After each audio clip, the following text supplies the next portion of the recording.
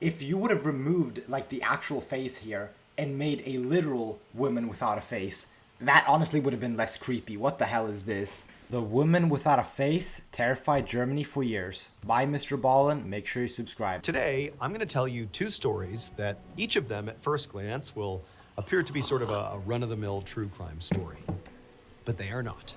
I promise you, stick to the end of each of these stories and you'll hear two very unique, very sort of unbelievable plot twists. But before we get into those two stories... Trust me, this guy, if you haven't watched Mr. Ballin before, this guy is a man of his word, okay? And I've seen his other videos. There is plot twists, okay? Like you would not believe. Like you would not believe, okay? If you're a fan of the strange, dark, and mysterious delivered in story format, then you've come to the right place because that's all we do, and we upload 2, 3, even 4 times every week. So if that's of interest to you, please sneak into the Like Button's house and log on to their computer and email love letters to all of their work contacts. Also, please subscribe to our channel and turn on all notifications so you don't miss any of our weekly uploads. Okay, let's get into today's stories. On the afternoon of April 25th, 2007, a 25-year-old police officer named Martin Arnold and his partner Michelle sat in their police cruiser in the parking lot of a public park in Heilbronn, Germany. They were on their lunch break, and Martin was eating a sandwich and looking out across the park, which was mostly empty because it was a weekday afternoon. So Heilbronn was a medium-sized city in southern Germany, and it was generally a pretty safe area. Damn. This low-key looks futuristic, bro.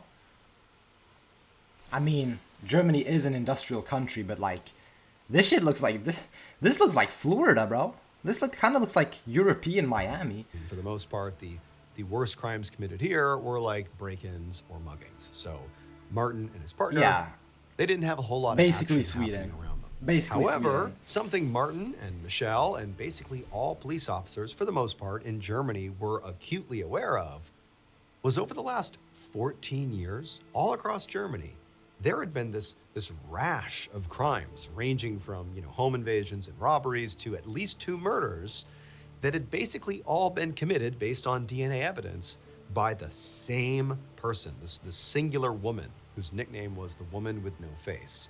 And she still hadn't been caught yet. And so in essence, all police officers in Germany were sort of like always on the lookout for this woman. She was like the most elusive and sought after criminal in the whole country.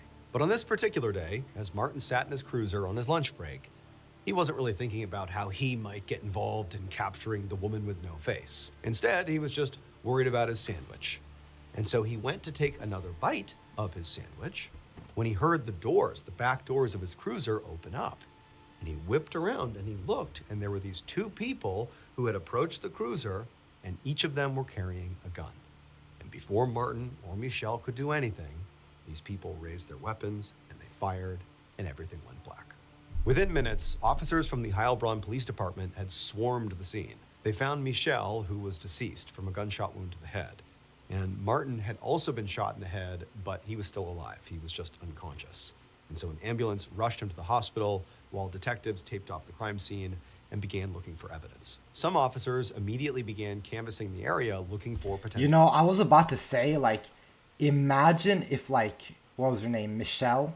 Like the girl in the picture there, that was the police partner to Martin. Like, if she was the woman with no face, but she's dead now, so glad I didn't make that assumption. Witnesses, because the park was basically empty all day. You low-key need more context to try to even begin to figure out what's going on right now. There was nobody who had seen the shooting.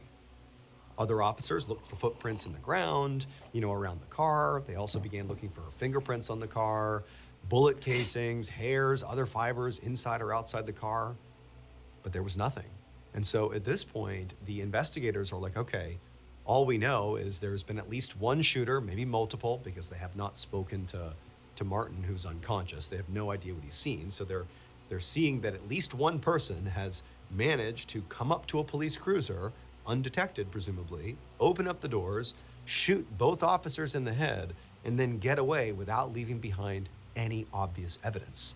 It just seemed crazy. Like, have we just missed something? Like, there's got to be something here that sort of points us in the direction of who was responsible. And so, in a last ditch attempt to find something helpful at the crime scene, one officer swabbed the inside of the car for potential DNA evidence. They knew that if there was DNA, it could belong to Martin or Michelle or Yeah. anybody else who might have been inside of this car. And any of those people didn't have to be the shooter or shooters, they could just be people in the car. But it was possible. Oh, right. So like people, so like other people or other officers that might have entered the car like a longer time ago. Oh, yeah, because I'm guessing their like fingerprints and DNA are on the car now as well. I don't really know how that stuff works, but I would understand if that's the case. Possible that DNA found inside that car could belong to whoever did this. However, they wouldn't know about this DNA sample until the crime lab analyzed the swabs, and that could take a really long time. But it was certainly worth it. And so they sent the swabs off for testing. While they waited for the DNA results to come in, the Heilbronn PD continued trying to find witnesses or any other help. Wait, hold on. Wait, who? Okay, so it seems like they're having a parade for her. Okay, never mind. Okay, hold on. That was low-key disrespectful. I was about to say, like, who says that she needs to be dead? Maybe she, like, faked her death when being shot, but I don't think so, bro. Because, like, they make sure that these bodies are dead. And if she's responsible... Okay, never mind, bro. There's no way this is the woman without a face. There's no way. Evidence, anything. But they kept coming up empty. Their only potential witness here was Martin himself, but he was still in a coma at the hospital. It was not until weeks later that finally the police had something to go on, because the DNA results came back. And not only was there DNA found in the car, but what this DNA revealed sent the media into a frenzy and brought this investigation to the national level. At this time, it's mid-2007, and a 44-year-old German prosecutor named Gunther Horn was sitting in his office when he got a call from his boss. And his boss told him, the woman without a face has struck again, this time in Heilbronn. Gunther's eyes went wide, and he immediately sat up and listened really intently as his boss explained that 2 police officers in Heilbronn had been shot in the head while parked in their cruiser near this park. And the woman with no face, her DNA had been found in the backseat of their car. Now, Gunther had always been fascinated by the woman without a face, so he was ecstatic when his boss asked if he, Gunther, would lead the investigation into this most recent crime in Heilbronn that was potentially connected to this woman, and to try to... Wait, so they found the woman... Wait, no. Wait. They found her DNA in the back of the police car? But the police officers were shot outside of it, right? To finally identify who she was once and for all. Gunther immediately said he would do it, and he got to. Right away, Gunther organized a task force to investigate this woman without a face. The task force was based in Heilbronn, but at Gunther's command, detectives on the team began reinvestigating all these crimes from all over Germany that this woman was involved in. They searched for patterns, for evidence, or witnesses that maybe had been missed during the original investigation. And through this effort, this team was able to come up with a very rough idea of who this woman was. They knew that she was very likely a heroin user because of who the... I would have preferred that. Like, literally, if you would have removed, like, the actual face here and made a literal woman without a face, that honestly would have been less creepy. What the hell is this? This woman was. They knew that she was very likely a heroin user because police had once recovered a heroin needle with her DNA on it at a public park. They also knew she had a lot of criminal contacts because many of her crimes involved co-conspirators. But anytime police had interrogated her co-conspirators, they had refused to say anything about her. It was like they were afraid of her. And there were a couple of other details that struck Gunther as being pretty odd. The only evidence this woman had ever left behind at any of these crime scenes was her DNA. And they didn't have a match in the database to pair it with, so they only knew she was a woman, but they didn't know who she was. Yeah. In 14 years, she'd never left behind a fingerprint, a footprint, a hair, or anything else. So it seemed like, her crimes were extremely deliberate, very clean, very well planned. But also, she was clearly leaving behind her DNA at all these crime scenes. It almost seemed like that was her calling card. Also, what Gunther and his task force discovered is that in many of the crimes committed by the woman without a face, Witnesses described seeing what looked like a man at the scene, not a woman. Bro, these fucking sketches, bro. Every single one of them are uncanny beyond belief. Like, guys, is there a single, is there a single canny police sketch? Like, dude, this is not okay, man. I mean, I get that you can't just draw lines on a paper, but like, oh my goodness. And this was obviously weird because, based on the DNA evidence, they knew unequivocally that their suspect, this woman without a face, was biologically female, not male. And so to Gunter, it seemed like, maybe this man that was being seen at these crime scenes was just one of the woman's co-conspirators, or maybe the woman without a face dressed as a man to avoid being caught. Ah. But it was impossible to know without a first-hand witness who had actually seen the suspect up close. That was what Gunter really needed. And in late May, about a month after the shooting in Heilbronn, Gunter got a call about that exact type of witness that he was looking for. That same day, Gunter walked into a hospital in Heilbronn, and he saw Heilbronn police officer Martin Arnold laying in a hospital bed with his eyes open. He'd been in a coma for a month now after being shot, but he had woken up.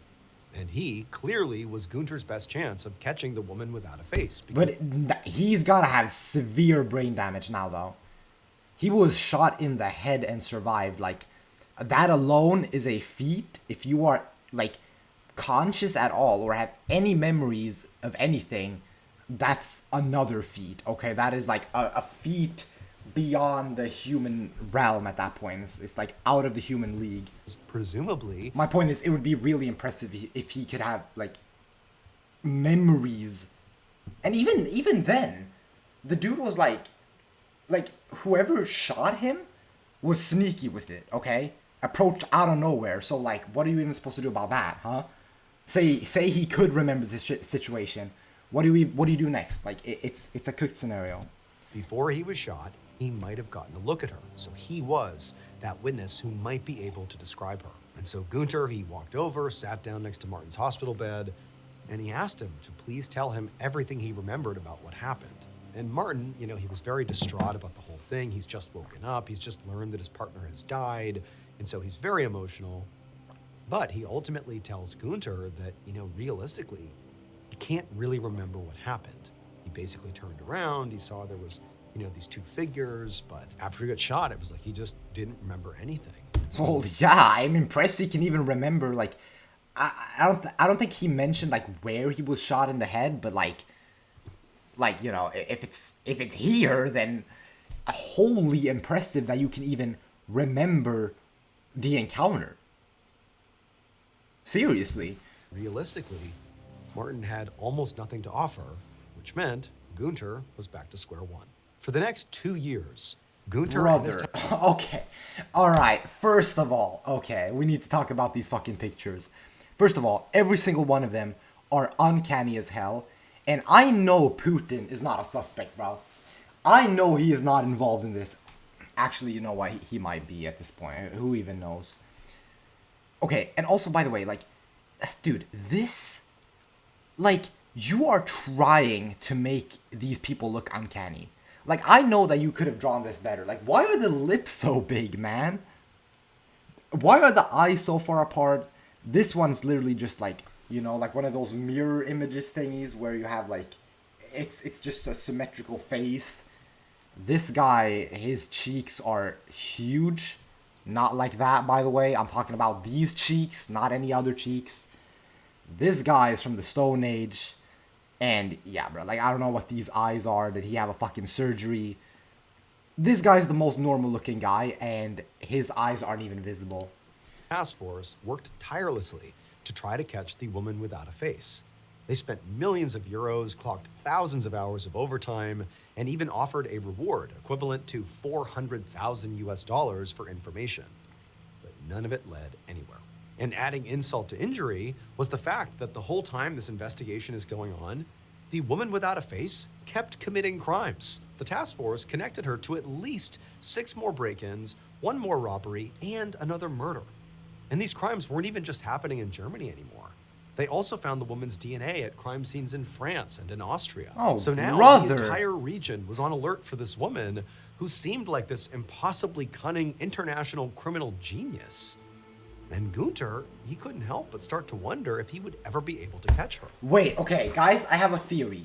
Alright, and you can call me stupid, but I have a theory. I don't know how, like, realistic or accurate it is, but what if the woman without a face is actually a group of people and they've stored DNA of, like, an actual real woman that, you know, can't be tracked down? Like, maybe they killed someone. Actually, maybe they would have her on her database. Anyway, my point is, they have, like, DNA samples of this woman, and, you know, they spread it out among themselves, and this group, every time they commit a crime, they place DNA on the crime scenes, because remember how he said, like, they found that, like, that DNA was, like, the only trace she left behind. So this group places, like, DNA swabs all over the crime scene, and so it makes it seem like it's one person committing the crimes, one woman committing the crimes, when in reality it's a group of people. W theory or not, bro? Because, like, I don't really know how, like, that shit works if you can just get DNA like that, but it's an idea. I mean, if you want to talk about being cunning and, like, throwing someone off and, like, confusing them, that's one way to do it. That would, of course, mean that this group of people, every single one of them, you know, they'd have to execute everything flawlessly. They can't leave any DNA behind. But, you know, it's something. But then, in March of 2009, Gunter got a call from a police officer in France. And what this officer told him would change everything. According to this officer, the French police were currently investigating a potential murder. They told Gunter that a badly burned body had been found in France, and it was so disfigured that for a while, all police knew was that it was a man. However, an asylum seeker who had come to France had recently been reported missing, and police wondered if maybe the body belonged to him. So, on hunch, they had gotten his asylum application paperwork, which included his fingerprints, and they'd been able to lift a DNA profile from those prints. But when they had the DNA analyzed, the results didn't make any sense. And the French police were so baffled by these results that they were now calling Gunter, because they knew if there's someone who needs to know about this, it's Gunter. And so Gunter, after being fully filled in about the baffling results that they had found, he was also at first very confused, but at the same time, he felt this new surge of hope. Because to him, it felt like, you know, as bizarre as this was, maybe this was the break he'd been looking for the past 2 years. Maybe this was the time he was finally going to figure out who this woman really was. So he thanked the French police officer and then brought this new information to his team. And within just a few days, this new information from France did lead Gunter and his team to the woman with no face. It would turn out this woman, the international criminal mastermind behind dozens of crimes, including at least 4 murders, who had evaded capture for 16 years all across the entirety of Germany and beyond, appeared to everybody who actually knew her as a totally normal person. Like, nobody suspected she was actually responsible for all these horrible crimes. She was a young woman who lived in southern Germany, who during the day she appeared to work at a factory, and at night she appeared to just go home. Like, she lived a very ordinary life. And so again, nobody ever suspected her. But what the French police found when they analyzed the DNA from the missing man's asylum application was that that man's fingerprints somehow contained this woman's DNA. This was clearly impossible. I mean, primarily because the man was biologically male and the woman without a face was biologically female. They knew that. So even if the asylum seeker had secretly been this woman, that wasn't really possible. And so when the French police saw this, they knew they had to tell Gunter, because he was in charge of the woman without a face investigation. And when he and his team looked into this, they figured out something shocking. It was precisely this woman's normal-seeming life, in particular, her very normal-seeming job at the factory, that made everything she did possible. Because at this factory, this woman sat on an assembly line, helping to manufacture the very cotton swabs that police use in DNA testing. On any given single shift, This woman would touch hundreds or even thousands of these swabs and would accidentally leave her DNA behind on each one. There was no international serial killer, woman criminal mastermind parading around the whole country. No, there was just a lot of contaminated cotton swabs. And so, in essence, police had wasted all this time, nearly 2 decades, millions and millions of euros. If I was, what was his name? Gunther right now? The fucking prosecutor? I mean, okay, first of all, this is a Mr. Ballin video. There's gonna be some twist here, okay? Like, don't get it twisted. This is not over. But, assuming that this is the case, I would be so pissed off if I was Gunter right now. Are you kidding me? 14 years, or whatever, 14, 16 years, and this was the issue. No. Bro, the video's just over halfway through. Something else is gonna happen here, okay? Trust, bro. Bro, what? This is... Yo, Mr. Ballin is so goated, bro. Y'all need to sub to him. Thousands and thousands of hours of overtime chasing a criminal who didn't exist. It was later determined that the police officer Martin Arnold and his partner Michelle were shot by 2 members of a neo-Nazi group. However, many of the other murders previously attributed to the woman without a face are still unsolved, primarily because police spent so long chasing the wrong suspect. Today, the case of the woman without a face is considered one of the biggest embarrassments in German police history.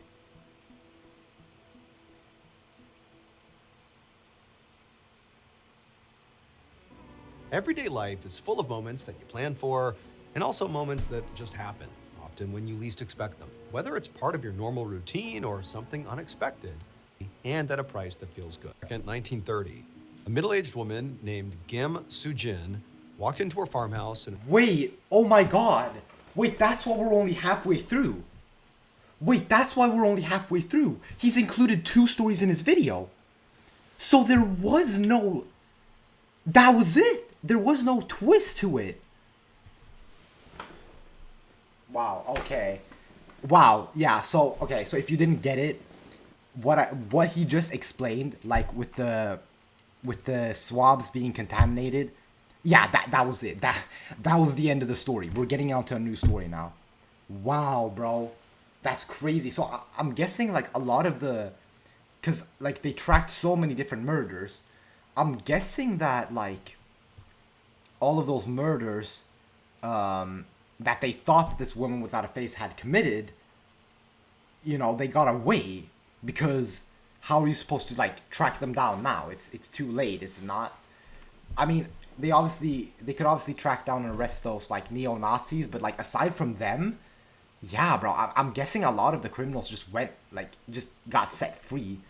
Wow, okay, that's honestly disappointing, bro. I was hoping for like some crazy twist, bro. I thought my theory might prevail, if that's the right word, but yeah, bro, that shit was that was disappointing for even me to watch, bro. Just an embarrassing case. Yeah, all right. Anyways, though, let's get on to the next one. A small village called Bibongmyeon in Gim. On the afternoon of May 2nd, 1930, a middle-aged woman named Kim Soo-jin walked into her farmhouse in a small village called Bibongmyeon in what is now South Korea. She had spent the whole day working outside on her farm, and now all she wanted to do was grab some water, sit down, and finally just rest for a second. But before she could do any of that, she heard a knock at her door. And even though she was exhausted, the sound of this knock actually sort of energized her, because she was pretty sure that her 16-year-old son, Bak Chung-soo, had finally come home. So Soo-jin and her son ran this farm together, just the 2 of them. And they really barely made any money doing it. Yo, this shit looks fire. What kind of farm is this? This looks like something you'd build in Minecraft. Just some like random contraption to farm the most random item ever too. Like fucking, did you know that there's like allegedly, a bat farm in Minecraft? A bat farm? What? Why would you need a bat farm? Bats drop nothing. Like, unless you want to have them as pets in like a room, there is no point in making a bat farm. It's completely unrelated to this, I know, but it just looks cool. And there's just no other buildings around except for these huts. In fact, a lot of the time, they didn't even grow enough food to feed themselves. So, to try to make ends meet, Sujin's son had recently started a full-time job at an inn in town, and he also frequently did odd jobs in the village for extra cash. The problem was, Sujin's son would sometimes go straight from his job at the inn to one of those odd jobs, and he didn't always have time to stop by to tell his mother where he was going first. And remember, this was 1930 in rural Korea, so it wasn't like he could just call her. And so basically, this mother was left to worry about her son kind of frequently. And over the past 6 days, that is all Sujin did, because she had not seen or heard from her son at all. And even though he did go, days at a time in the past, doing these different odd jobs, this stretch was a pretty long time for him to be gone. But she told herself what must have happened is he must have found work with a family who was, having him work and live with them full time. That this was just a great opportunity and he had taken it, and surely he would be home soon. And now it seemed like maybe, just maybe, he was home. So Sujin, she rushed to the front door, she opened it up, and the smile on her face faded immediately because it was not her son standing at the door. Instead, it was two police officers. And the first thing they asked her was if she knew of any teenage boys who were missing from the village. And Sujin told them that, she had a son of her own who was a teenager. He was 16. And the reality was she didn't know where he was, and he'd been gone for the past week. But don't worry, he wasn't missing. He was very likely just working for a family somewhere, and he'd be home soon. But after she... Yeah, but there's a reason why the police at your door, though. That's the tragic thing. There's a reason, and it seems to be even worse. Like, why are they asking if there's several missing teenagers in the village? Fucking that shit sounds like it's gonna transition into something paranormal. Said this, the police looked at Sujin with clear pity on their faces and told her they were so sorry, but they were nearly certain that her son had been murdered.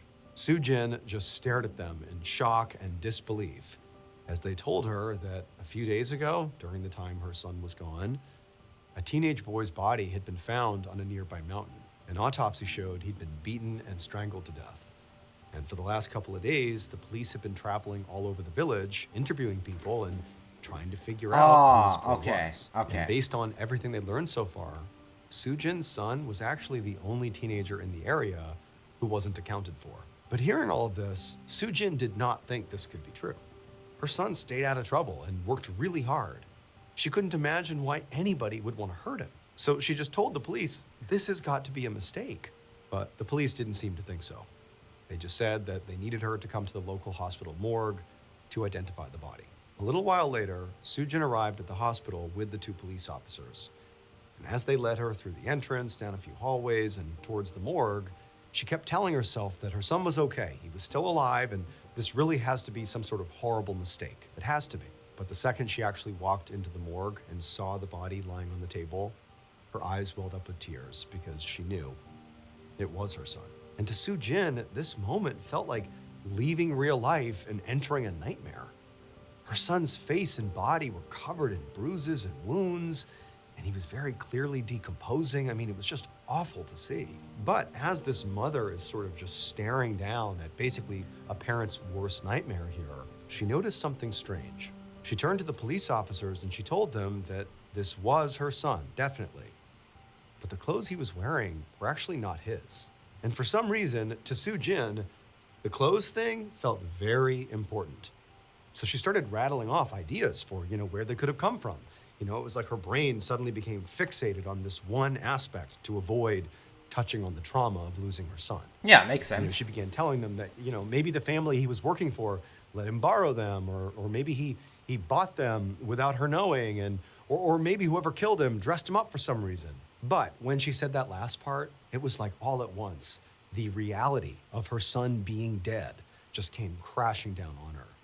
She started shaking, and before she knew it, she had collapsed onto the floor and was sobbing hysterically. Less than a week later, Sujin was sitting in her farmhouse, staring out her front window in a daze, when she saw the police walking towards her house again. Over the past few days, she hadn't heard any updates about her son's case. So she'd just been at the farmhouse all alone, trying to make sense of his death. But now, Sujin sees these officers, and so she She goes right outside and she meets them and she asks them, like, do you have news for me about what happened to my son? And they tell her that she was likely going to have to sit down to hear this. Soo-jin figured it couldn't be worse than finding out your son's been murdered, so she said, okay, let's go inside. I mean, I wouldn't imagine so either in her position, but seems like it's gonna be otherwise. Inside the farmhouse, they sat down, and then the police told her that they figured out who had killed her son. They told her they had not one, but two people in jail right now who had both issued full confessions. Both of What? these suspects were people that Soo-jin's son, Chung-soo, had worked with at the inn in town. One of them was a young man and one was a young woman. And apparently, Chung-soo had gotten involved in the woman's personal life.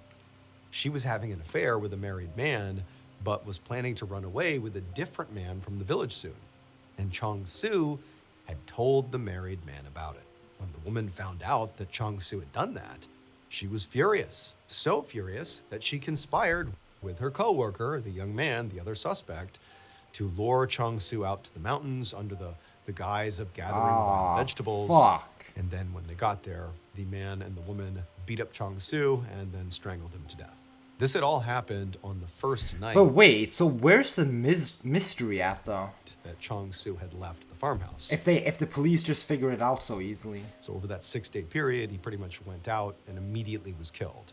And so over those 6 days, he was never, living with a family and working for them.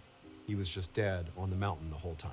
The police told Soo-jin that they had charged both suspects with murder. But after hearing all this, Soo-jin still had one question. What about her son's clothes? Was there anything in the suspect's confessions about that? But the police just shook their heads, no, and said the clothes didn't really seem relevant to the case anyway. And this time, even though Soo-jin, did feel like the clothes have to mean something, she didn't argue or even, try to come up with other theories about the clothes.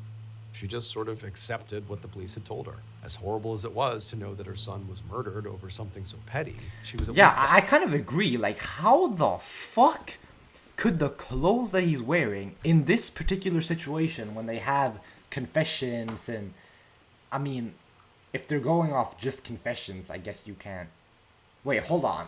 Wait, I might need some more details because he said that those two people had confessed, but does that necessarily mean that they're guilty? Because, like, people make fake confessions all the time, all right? Like, there was one, like, when the Prime Minister of Sweden was murdered, there were, like, 126 confessions, like, basically saying, oh, I did it, I killed the Prime Minister, when in reality, it could have only been one person.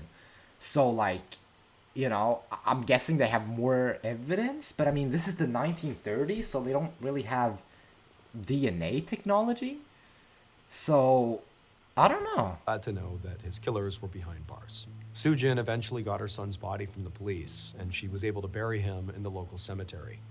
And then after that, she did her best to try to move on, but she never could. And as this nightmare kept happening night after night, Soo-jin slowly became convinced that her son was haunting her dreams. And so Soo-jin basically stopped sleeping, couldn't really eat, certainly couldn't work. Her farm fell into disrepair. She actually began to think she was just gonna wither away and die here unless something changed. I mean, this was horrible. She was overcome with grief and sadness and also just scared. These dreams were terrifying. But then on the night... hey, dude, like, yeah, it's like unbelievable. Imagine seeing your son, or not even your son, like your kid, like, imagine seeing someone like your friend, like, imagine seeing them just, like, decomposed on a police table, and he's wearing clothes that he would never wear. Like, it's almost hard to digest. Like, I'm trying to think of it, like, I'm trying to think of, like, my friends, like, I'm trying to think of Sneaky, like, half decomposed on, like, a police table. It's like, I literally can't. It's literally like my brain has never seen anything even slightly similar, so it can't even create the image, right? But it's like, my point is, no wonder she has fucking nightmares. She should have more than nightmares. She should have, like, deathmares. Like, I don't know, bro. Yeah, I don't blame her for not moving on. Like, this is fucking terrible. October 18th, 1931, So about 6 months after her son was killed, Sujin woke up from yet another nightmare. And when she opened her eyes, she saw this shadowy figure at the foot of her bed. And she immediately realized that it was her son's ghost coming to visit her. But Sujin, she wasn't scared. She actually felt tears welling up in her eyes. And she actually just began speaking. She told the ghost, I love you, but you have to move on. You have to rest in peace now. You have to. Now, Sujin really didn't know what she expected to happen here when she began speaking to the ghost. But what did happen was definitely not something she would have considered. Because suddenly, the ghost opened their mouth and they spoke. And what the ghost said changed everything. It would turn out What?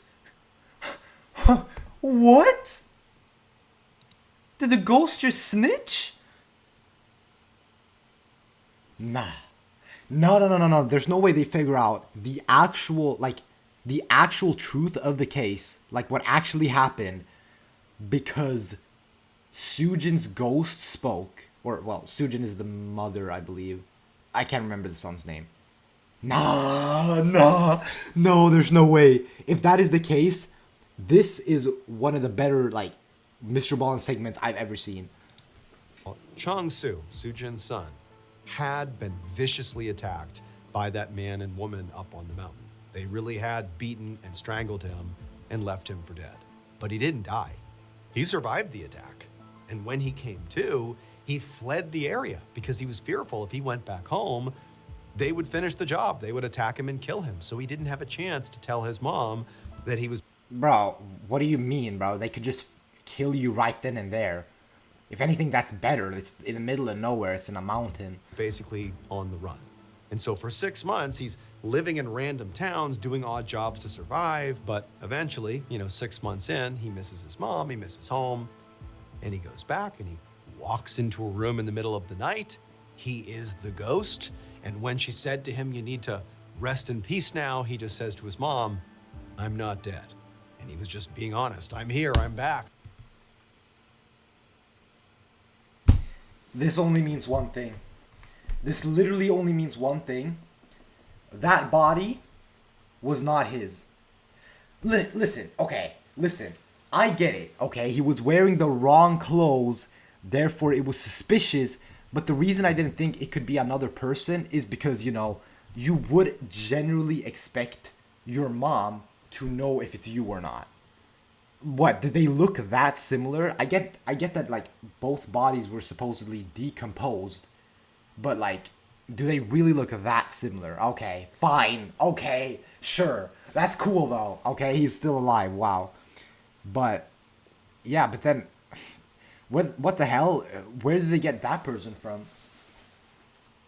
The same mountain? I don't know. I survived. It would turn out the body that was found on the mountain was just some other teenage boy who was never identified, by the way, who happened to be in the same area where he had been attacked. And so when word got out about this body being found on the mountain, the man and the woman who had attacked Chang-Su, they're like, shoot, that's him. That was us. And they confessed to killing him because that's what they tried to do. They tried to kill him. They didn't kill him. It was some other body. And then when Sujin went to the morgue and saw this body, it was decomposing and he basically looked like her son. And so she misidentified him. She thought it was her son, but it really wasn't. And she fixated on his clothes and she was like, something's off. Well, she was right. It wasn't her son. It was someone else's clothes. And so in the end, the man and woman who had attacked Chang-Su had their murder charges dropped because they didn't commit a murder.